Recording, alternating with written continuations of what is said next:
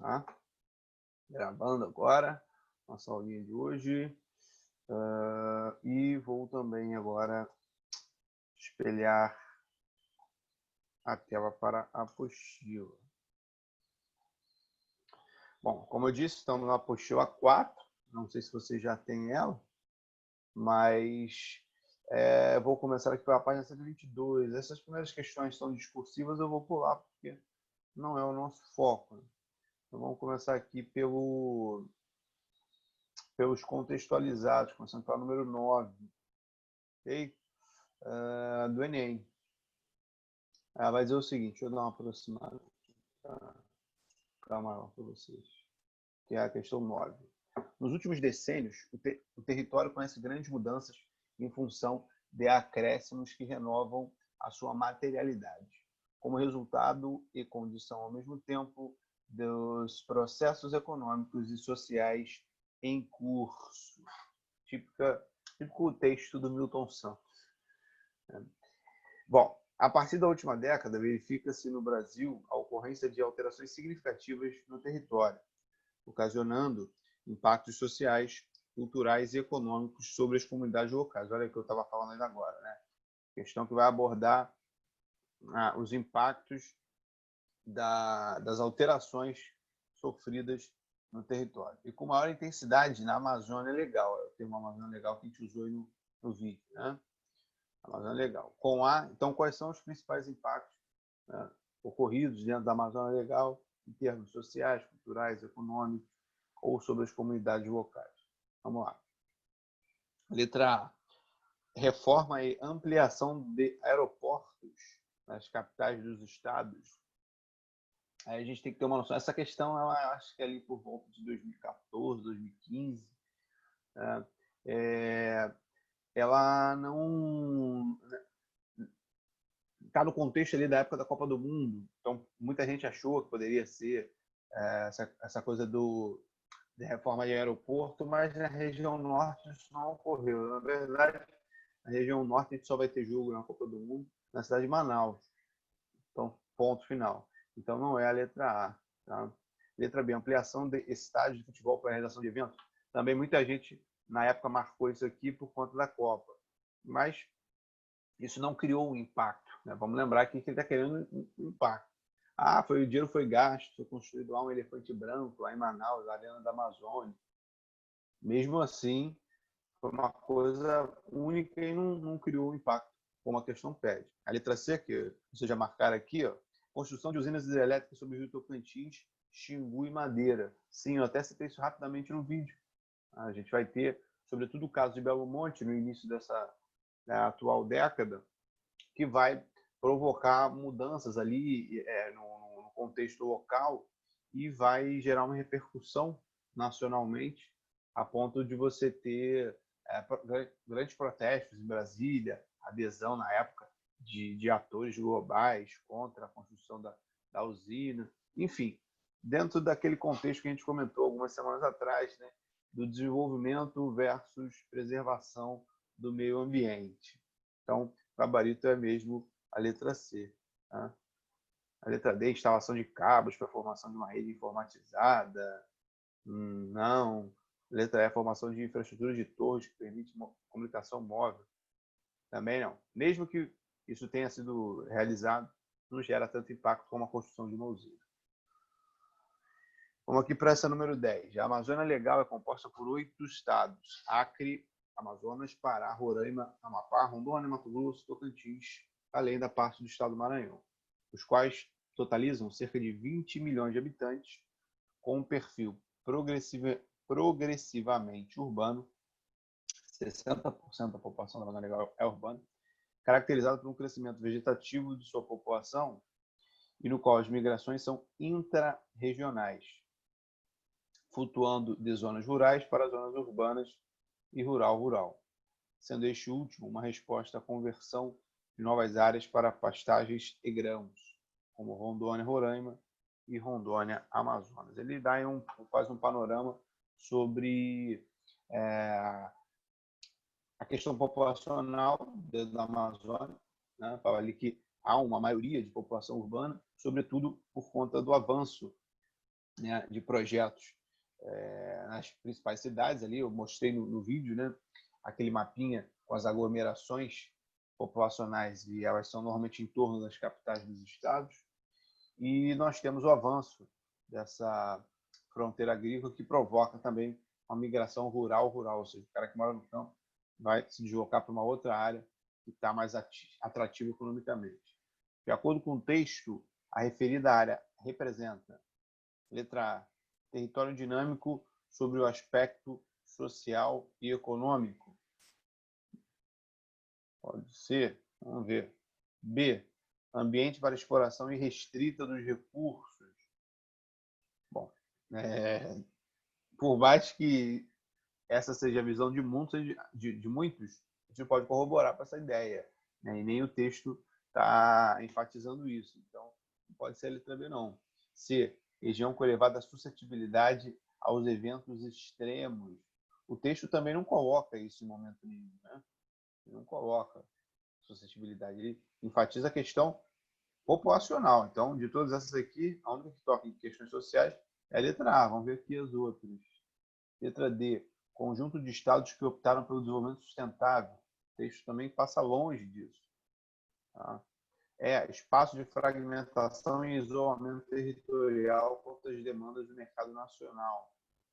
Também o texto não aborda. Então, é uma questão que você tem que linkar com o texto, né? Porque as outras alternativas, beleza, de fato, você pode até considerar que é um espaço de fragmentação, mas esse isolamento, ele já não existe mais, esse isolamento. É uma região ainda pouco povoada, claro, mas não é isolada. Você tem ali, como a gente viu, né, as estradas, ferrovias, portos, que vão integrar não só com o resto do território, como do planeta. Né? Então, o gabarito aqui só pode mesmo ser a letra A, porque vai pegar essa questão, né, social e econômica, que é justamente o que o texto está abordando. Isso é muito importante, apesar dessa questão ser da Universidade Federal do Pará, não ser do Enem, o modelo é bem parecido. Você tem que estar o tempo inteiro ligado com o que o texto te mostra, e não com alternativas soltas, como acontece aí. Ok? Não é isso. Vamos aqui para número 11 agora. Né? O NESP. Tem aqui um texto, ou melhor, uma tabela, relação de crédito e depósito entre as regiões brasileiras, 2007. Nós temos a regionalização do Milton Santos aqui, né? É porque esse capítulo, eu nem falei sobre isso, né? Esse capítulo aqui, ele também dá uma abordada na regionalização do Milton Santos. Só que eu não falei sobre isso hoje, porque a gente já viu semana passada esse assunto, né? Então, a regionalização, lembra, né? Norte, ou Amazônia, Nordeste, Centro-Oeste e região concentrada. Voltando aqui, temos aqui, né? Relação de crédito e depósito. Crédito concedido para cada região do país nesse ano. Você vê que a região concentrada reúne a maior quantidade de dinheiro disparado. E a capacidade de depósito também é a mesma coisa. Muito mais associada à região concentrada do que as outras. E a Amazônia, ela fica na rabeira, né? O volume de recursos concedidos por crédito e coletados por depósito em cada região do Brasil constitui um importante indicativo das finanças e da forma de atuação dos agentes do sistema financeiro no território nacional. A partir da análise da tabela e considerando regiões ganhadoras, as regiões em que o volume de recursos concedidos por crédito é superior ao volume de recursos captados por depósito, é correto afirmar que em 2007 prevaleceu uma situação dele. Então, em qual região, quando você tem mais crédito concedido do que depósito, né, você tem aí, como ele diz, a região ganhando dinheiro. Então, isso acontece na concentrada, o número aqui do crédito é maior do que a capacidade de depósito. No Nordeste, ao contrário, você já tem mais depósito do que crédito. Centro-Oeste também, é a perdedora região, e a Amazônia também. Ou seja, são 3 regiões aí que nesse aspecto, tá? Estou analisando puramente o que ele está trazendo aí para a gente. Somente a região concentrada tem o que ele chama aqui de posto ganhador. Pode ser titulado como ganhador. Então, o que prevaleceu em 2007? Letra A, equilíbrios regionais. Já viu que não, né? O volume de recursos captados por depósito em cada região foi inferior ao volume de crédito oferecido. Portanto, todas as regiões podem ser caracterizadas como perdedoras. Não. Só um simples cálculo matemático você já vê que não. B, desigualdades regionais. As regiões Amazônia, Nordeste e Centro-Oeste caracterizam-se como ganhadores de recursos, enquanto a concentrada perdedora. Ao contrário. C, equilíbrios regionais, não existiam diferenças. Errado.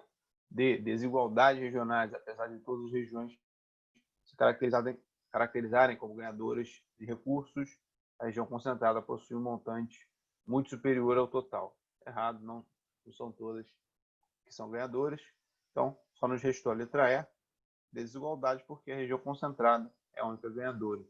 É uma questão muito fácil, né? Não exige muita coisa da gente, não. Só mesmo ali uma análise simples da tabela, uma pequena conta de subtração e você consegue matar.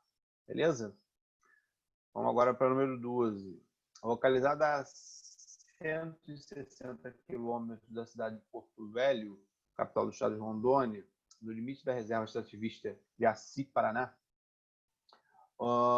e terra indígenas caripunas, o povo da União Bandeirante surgiu em 2000 a partir de movimentos de camponeses, madeireiros, pecuaristas e grileiros, que a revelia do ordenamento territorial e diante da passividade governamental demarcaram e invadiram terras na área rural, fundando a vila. Atualmente constitui-se na região de maior produção agrícola e leiteira do município de Porto Velho, fornecendo inclusive alimentos para a hidrelétrica de Jirau. Bom, então ele está falando aqui, né, que esse povoado, União de Bandeirantes, surgiu em 2000 a partir de movimentos de camponeses, madeireiros, pecuaristas e grileiros, ou seja, movimentos aí, né, sociais novos, recentes, que atuaram à revelia do ordenamento territorial e a passividade governamental, né? Invadiram terras e fundaram a vila. Então tem aí também a questão de sem terra. A dinâmica de ocupação territorial descrita foi decorrente da letra A, mecanização do processo produtivo. Não necessariamente, né? Pelo contrário, ele está falando aqui camponeses, pecuaristas, ele não dá subsídio aqui para a gente para saber se o cara tem dinheiro, se não tem dinheiro, né, para usar uma produção mecanizada. Nessas áreas a mecanização não é tão intensa, assim. Essas áreas pioneiras de ocupação recente. B, a adoção da colonização dirigida. Não foi dirigida porque os caras... Dirigida seria o quê? Organizada pelo governo. Os caras já atuaram à revelia do governo, então não pode ter sido. C, realização da reforma agrária. Tampouco. O governo não participou, então não teve reforma agrária nenhuma. Repara que é uma questão que toca em geografia agrária, que é um assunto que vocês não tiveram. Vão ter aí com o Hugo na outra frente. Mas também, como eu disse, você bota a região norte como pano de fundo e aborda algum assunto que ocorre ali, né? algum evento. D, ampliação das franjas urbanas. Não, ele não está falando de área urbana, ele está falando de área rural, né? Produção agrícola e tal. Então só nos sobrou novamente a letra E. Expansão das frentes pioneiras. O que é uma frente pioneira? É o que eu expliquei no vídeo, é a fronteira agrícola, né? São áreas que estão sendo ocupadas de forma recente, expandindo a produção agropecuária em detrimento da própria floresta. Então, você certamente aí teve um conflito social entre esse grupo indígena que ele cita aqui, né? A reserva extrativista, também as pessoas que trabalham nessa reserva, entende? Então, isso é muito comum na Amazônia, porque é uma famosa terra sem lei. É uma área aí que você tem muita dificuldade de dar uma fiscalização eficiente. Vamos para 13, vai falar dos índios. Questão da UERJ. Índios do Pará tentam fechar garimpo que polui rio. A gente está vendo agora, né, no caso da Covid, né, algumas tribos querendo impedir a entrada de garimpeiros, estão levando a doença, o vírus, para os indígenas. Então, essa atuação do homem branco, a relação homem branco índio ainda dá pano para manga. E, normalmente, o garimpo é um dos principais inimigos, porque quando você tem uma reserva indígena, que tem alguma riqueza ali, que, sobretudo mineral, que grupos de garimpeiros querem acessar, normalmente dá ruim, dá problema. Mas o texto diz o seguinte, ó, os 225,8 quilômetros de água enlameada que cruzam a floresta amazônica anunciam a tragédia adiante. Mega garimpos ilegais encravados na terra indígena Munduruku e na Floresta Nacional de Crepori, no sudoeste do Pará. Então, Pará de novo, né? Como eu falei no vídeo. Mas, ao contrário do Rio Doce, a destruição do remoto Rio das Trompas acontece de forma oculta, menos para os índios. Cansados de esperar uma intervenção do Estado, guerreiros e lideranças da etnia, incluindo o cacique-geral Arnaldo Cabar, anunciaram uma expedição para expulsar os garimpeiros não indígenas do local. Em 6 lanchas, dezenas viajaram armados com flechas e espingardas de caça, incluindo mulheres, crianças e idosos. Olha só, né, um exemplo vivo de conflito por terra. De um lado, os indígenas querendo defender o seu território, sua reserva homologada, e, por outro lado, você tem o cara que quer ir lá extrair algum recurso do subsolo, ouro, sei lá, ferro, o que seja, e olha o que acontece, né? Eles degradam intensamente o local, porque você tem que modificar o solo, como eu mostrei no vídeo também, aquela imagem da região de mineração de Carajás. A reportagem aborda conflitos que simbolizam as muitas diferenças culturais entre grupos na região amazônica, como indígenas e garimpeiros, em especial no que diz respeito à relação com o ecossistema.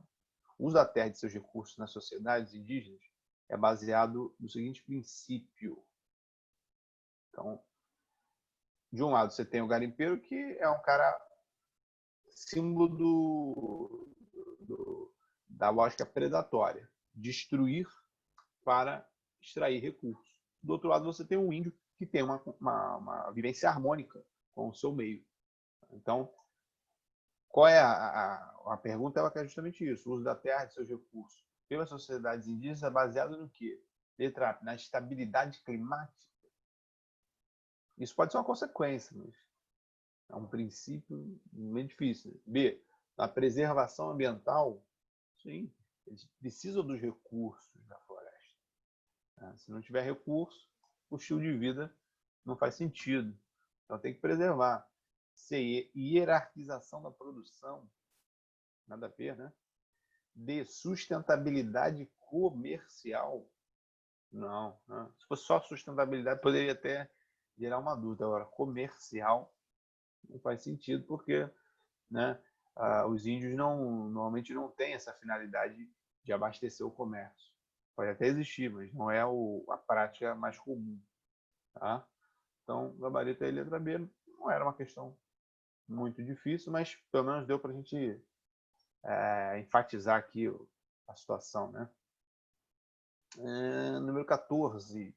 Na década de 60, Pedro Pinchas Geiger elaborou uma nova regionalização do espaço brasileiro, estabelecendo 3 grandes regiões: Centro-Sul, Nordeste e Amazônia, segundo critérios relacionados. Então, de novo, a gente fez uma dessa semana passada.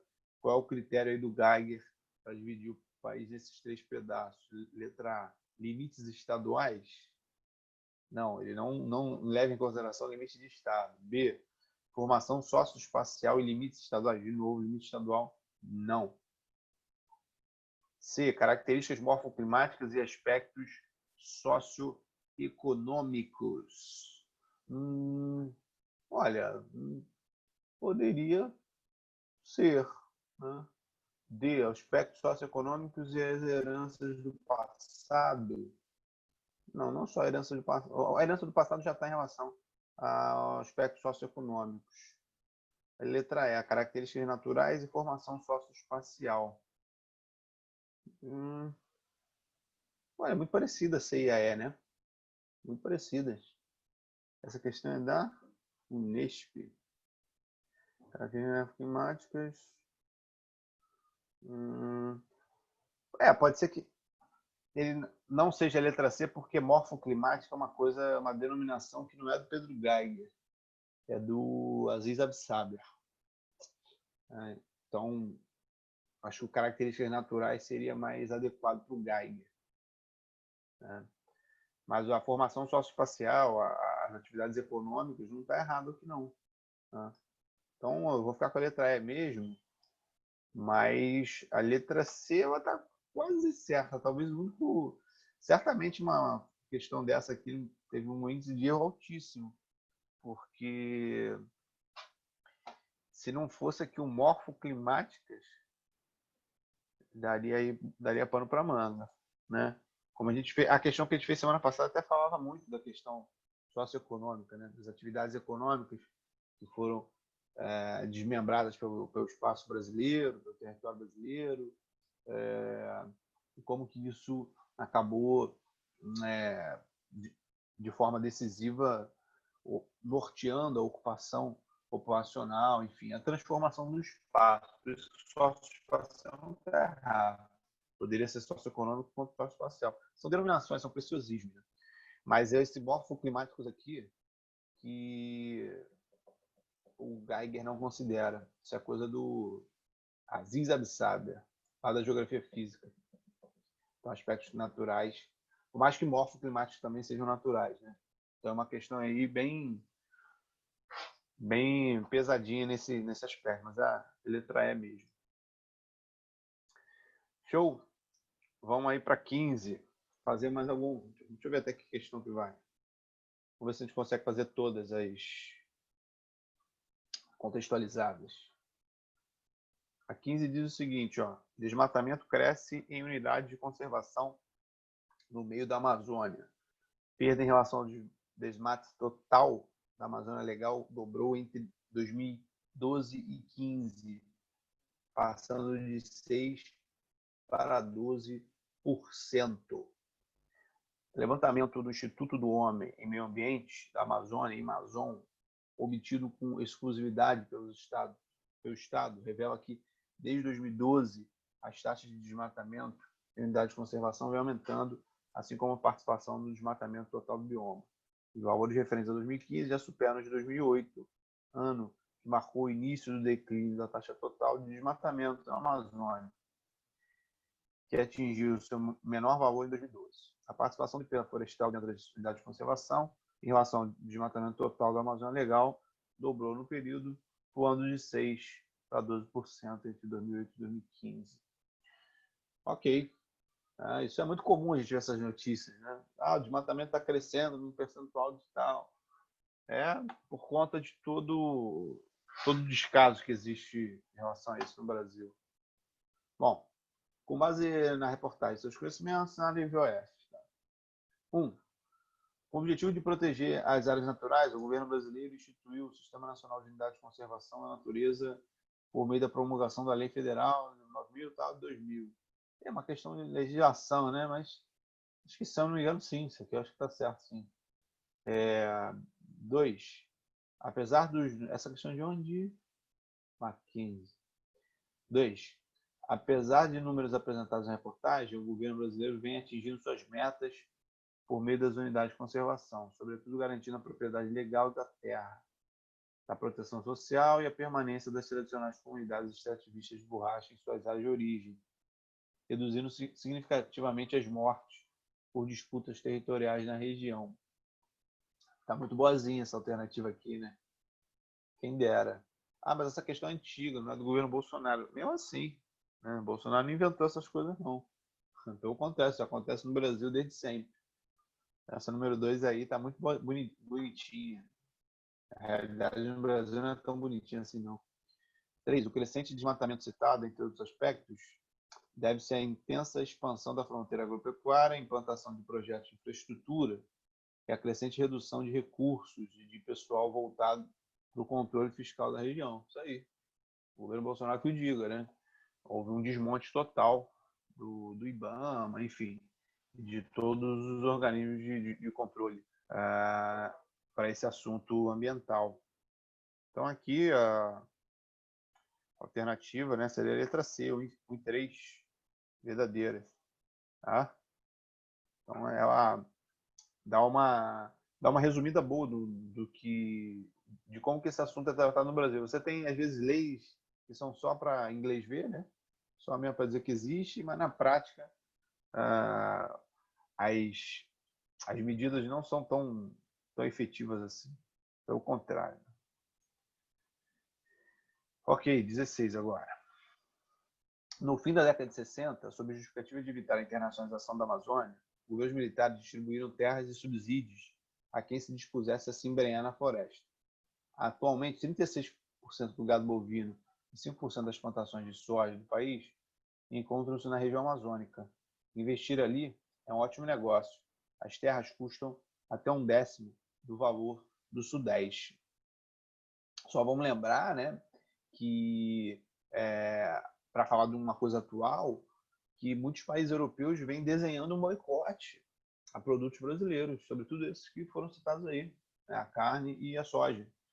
O acordo que foi assinado no ano passado entre Mercosul e União Europeia, ele está com dificuldade de ser ratificado lá na Europa, porque alguns países estão tentando brecar, sobretudo, não é nem questão do Mercosul, do Brasil mesmo, brecar produtos brasileiros porque não são comprometidos ambientalmente falando. Então, isso já é uma demanda do mercado hoje. Você ter ali ter uma origem limpa para o teu produto, né? Se ele é feito numa área de desmatamento legal, né? Se ele está dentro da lei. Então, isso já é uma dificuldade que o Brasil tende a enfrentar cada vez mais. Recentemente, a ocupação da Amazônia vem passando por várias alterações com a expansão do agronegócio citado no texto. Um efeito negativo e outro positivo ocasionado por essa expansão são, respectivamente, um efeito negativo da expansão e um positivo. Letra A, o desmatamento negativo, e letra B, geração de emprego, ou melhor, e positivo, geração de emprego? Sim, né? Sim. De fato, você gera emprego, você está ocupando gente aí. Então, provavelmente esse já é o gabarito. B, assoreamento de rios e modernização de ferrovias. Não. C, destruição da fauna, ok. E renovação das fontes de energia. Não é uma... Não é ele não fala, por exemplo, em construção de hidrelétricas aqui. Não poderia até ser. D, a poluição ambiental e a redistribuição da propriedade fundiária. Poluição ambiental, ok. É um efeito negativo. Agora, redistribuir a propriedade fundiária, reduzir a concentração de terras, no Brasil nem pensar, a concentração ela só aumenta. Então não pode ser. Gera dúvidas, né? Sobretudo a letra C e a D geram dúvidas, mas o gabarito mesmo é a letra A. Que não tem o que ser questionado aí, não. E para a gente... não, tem outra ainda. Já falo para a gente fechar, mas tem a 18. 17. Volks na Amazônia. Em 1973, Wolfgang Sauer foi chamado para conversar com os executivos alemães da Volkswagen, na sede alemã da empresa. Voltou como chefe da maior fábrica de automóveis em funcionamento do Hemisfério Sul, instalada em São Paulo. No mesmo ano, quando foi a Brasília conversar com o ministro do Interior, Rangel Reis, esse lhe disse que o governo federal queria mudar a diretriz da ocupação da Amazônia. Desde o início da construção da Transamazônica, 3 anos antes, a ênfase era na colonização. Essa diretriz de objetivos sociais não atendia mais à prioridade definida pelo terceiro governo militar desde o golpe de Estado de 64, tornar a Amazônia uma fonte de divisas para o país. Então, é mais ou menos o que eu falei para vocês ao longo da aula, né? Só dando um exemplo prático. O texto da reportagem faz referência a duas fases distintas da política territorial na Amazônia durante o regime militar. Dois exemplos dessa política de ocupação para o período de 64 e 73 e para o período de 73 e 85, respectivamente, foram as implantações de... Então, quando ele fala aí duas fases distintas, ele está falando, né, vamos lembrar das aulas de industrialização brasileira, que vocês tiveram já, foi com o Hugo. Ele está falando aqui, né, dessa fase, a fase do milagre econômico, tá? E a outra fase é a fase da marcha forçada. Então, no texto, voltando ao texto aqui, né, antes de ler as alternativas, ele está falando da tentativa de atrair a Volkswagen, né? Ok.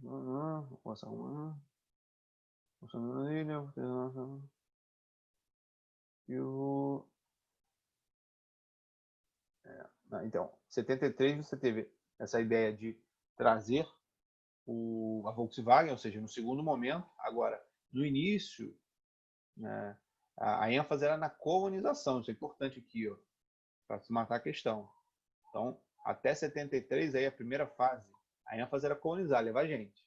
A partir de 73, a ideia era realizar empreendimentos ali, como atrair empresas. A Zona Franca de Manaus, né? Então, beleza, ó. Letra A, primeiro momento, criação de polos de turismo e lazer. Errado. B, primeiro momento, centros comerciais fronteiriços. E no segundo, imensas áreas de monocultura de soja. Não. C, distritos industriais exportadores. No primeiro momento, não. Então só pode ser a letra D, ó. Primeiro momento, assentamento de agricultura familiar. Ou seja, a ênfase era, de novo, colonização. Então, assentamentos de agricultura familiar é levar gente. Era o famoso levar homens sem terra para terras sem homens, né? E depois, com a ideia da Volkswagen, grandes projetos de grupos empresariais. Isso aí. Então, gabarito, letra D. Certo? Questão também que exige muito da interpretação. E para a gente fechar, agora sim, questão 18, a Universidade Federal da Amazônia, sobre o processo histórico-geográfico da ocupação territorial na Amazônia, é correto afirmar: A. Até por volta de 1970, a Amazônia brasileira é uma das regiões mais industrializadas do país. Pô, pelo amor de Deus. B. A Amazônia até 1970 era marcada por uma série de conflitos que envolviam desde a posse da terra até a violência entre poceiros e empresários. Não, isso é recente, né? Isso é da segunda metade do século XX para cá. C. Cessado do extrativismo da borracha, Manaus foi palco de um padrão de urbanização advindo de regiões mais desenvolvidas da Europa. Não. D. O extrativismo vegetal vem se tornando uma atividade de importância cada vez menor diante da agropecuária e mineração. Olha aí, a substituição, né, da floresta pela fronteira agrícola. Gabarito, com certeza, letra D. Letra E. Nos dias atuais, o Estado do Acre não realiza mais o extrativismo da borracha para gerar recursos e renda. Não, continua existindo. Né? Só que, como a letra D fala, vem sendo substituído. Bom, é isso, meus amigos. Fizemos aí, né, acho que 9 ou 10 questões. Foram 9 no total. Deu para trabalhar bem o tema, né? Tudo tranquilo? Alguma dúvida? Esse é o momento. Falei. Tranquilo?